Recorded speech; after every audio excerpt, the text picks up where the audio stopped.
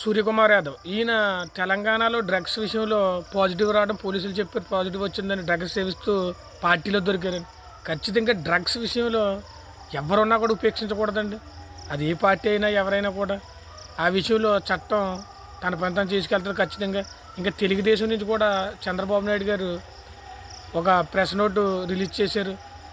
చాలా సీరియస్గా ఉన్నాం, ఈ విషయంలో వివరణ ఇవ్వాలి. ఒక 5 రోజుల్లో వివరణ ఇచ్చిన తర్వాత దాన్ని బట్టి ఈ లోపల పార్టీకి దూరంగా ఉండాలి.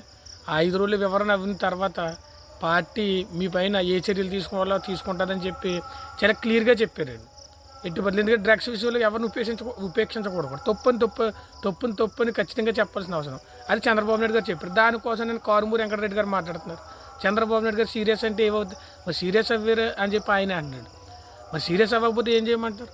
చట్టం తన పని తను చేసిపోద్ది. పార్టీ తరపున ఏం చేయాలన్నది ఆ చర్యలు ఆల్రెడీ పార్టీకి దూరంగా ఉండాలని చెప్పి చాలా క్లియర్గా చెప్పారు. ఇప్పుడు గతంలో వైఎస్ఆర్సీపీ నుంచి చాలా మంది బోలు చేశారు. ఎప్పుడైనా పార్టీ నుంచి కానీ జగన్మోహన్ రెడ్డి గారు కానీ దీని మీద వివరణ కావాలని చెప్పి కోరడం కానీ ఎక్కడైనా కానీ ఒక్కటి చూసేవండి. ఒక ప్రెస్ నోటు ఇలా చేశారు అని చెప్పి వచ్చిందని చెప్పి ఎక్కడైనా ఒక ప్రెస్ నోట్ రిలీజ్ చేయడం కానీ, ఒక క్రమశిక్షణా చర్యలు కానీ, ఇది ఇలా చేయడం తప్పు అని చెప్పడం కానీ, ఎక్కడైనా సీరియస్ అవ్వడం కానీ ఒక్క చిన్నదన్నా చూసామా? చేయలేదు. పైగా మీరు మాట్లాడుతున్నారు.